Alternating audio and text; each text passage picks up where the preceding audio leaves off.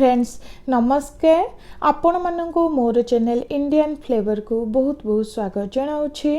Friends आज मु आनी अति सुआदिया फूलकोबी और आलूर तरकारी।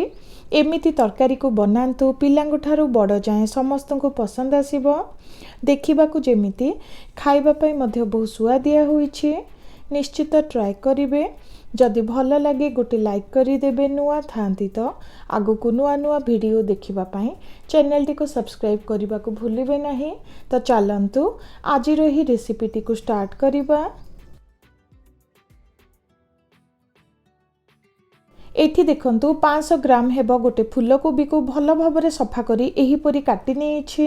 देखंतु फूलकोबी टी फ्रेश अछि। सबु बेले फ्रेश फूलकोबी को ही यूज करिवे। एठी देखंतु दुईटी मीडियम साइज आलूर चोपा को काढ़ी एही परी काटी नेछि ओ पानी रे भिजाई रखिछि। प्रथमे चलंतु मसला टी प्रस्तुत करिबा। दुईटी मीडियम साइज पियाज को काटी नेछि ताकू नबा। ता सहित देखंतु गोटे रसुण रो कोळ को नेउछि। एठी देखंतु अधे इंच हेबो अदा को नेउछि। ता सहित दुईटी कंचा लंका को नबा। एबे दरकार हिसाब रे पानी दे टिके चिकन करी बाटी नेउछि। फ्रेंड्स देखंतु चिकन करी बाटी नेली तरकारी पई मसला बटाटी रेडी हेई गला। एठी गोटे कड़ाई को नेछि। प्रथमे सेथिरे 2 रु 3 चमच हेबो सोरिष तेल को दबा। सोरिष तेल द्वारा बहुत सुंदर टेस्ट आसीबो। एबे किछि समय पई गरम करि नेउछि। देखंतु तेल गरम हेई आसिलानी। एबे सेथिरे आलू खंड को देई दबा।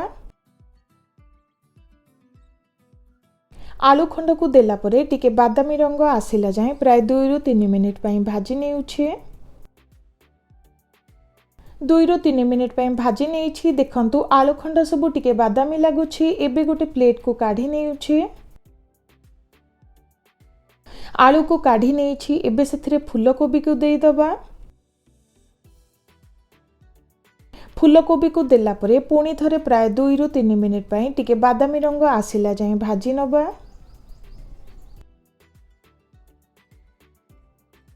फ्रेंड्स फूलकोबी को मध्य हल्का टिके भाजी नेछि। एबे गोटे प्लेट को काढ़ी नबा।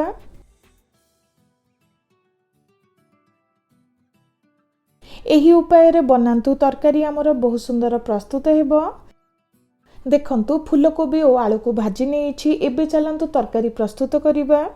सेही सेम कड़ाई रे दरकार हिसाब रे सोरिष तेल को गरम करि नेउछि। तेल गरम होला परे दुईटी सुखिला लंका। एठी देखंतु किछि सुखिला मसला को नेछि ताकू देई दबा। ता सहित गोटे चमच हेबो जीरा और 2टी तेजपत्र को काटी नेछि ताकू देई हल्का टिके भाजी नबा। देखंतु हल्का टिके भाजी नेछि। एबे सेथिरे मसला गुंड को दबा जहा द्वारा तरकारी रे बहुत सुंदर टेस्ट आसीबो ओ कलर मध्ये आसी थाए। हल्का टिके भाजी नेउछि।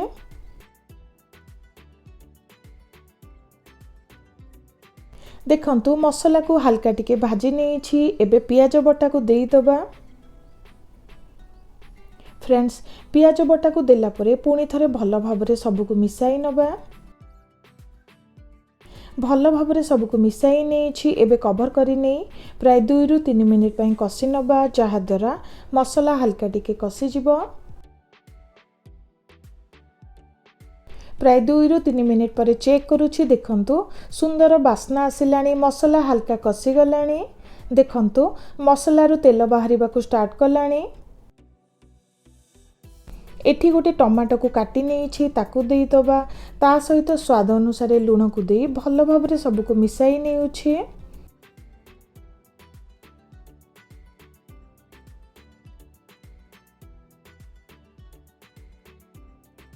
फ्रेंड्स एबे सेथिरे भाजी रखिथिबा आलू खंड और फूलकोबी को देई पुणी थरे मसला सह कसी नबा जहा द्वारा बहुत सुंदर टेस्ट आसीबो।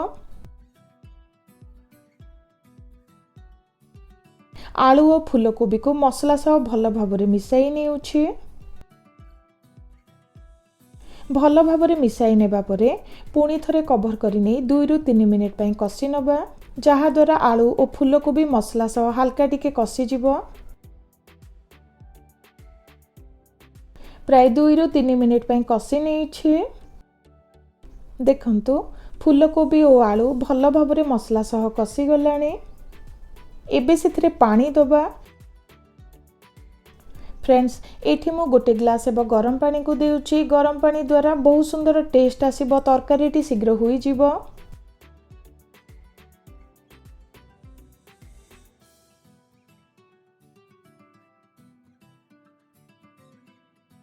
स्वाद पाई एठी मु आधे चामच एबा गरम मसला को देउची। एबे भल भाव सबको मिसाई नबा।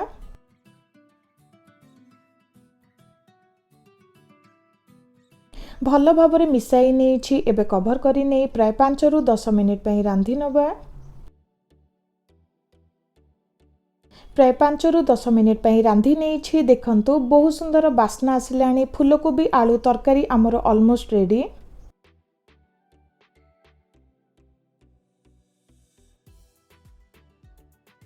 किछि धनिया पत्र को काटी नहीं ताको ऊपर दे दबा।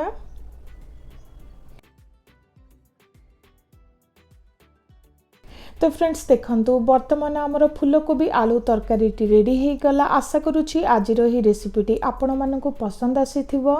निश्चित ट्राए करिवे, केमिति लागिला निश्चित शेयर करिवे। जदि भल लगे गोटे लाइक करदेवे। नुआ थांती तो आगु को नुआ नुआ वीडियो देखिबा पई चैनल टी को सब्सक्राइब करने को भूलिबे नहीं। रहुछि नमस्कार।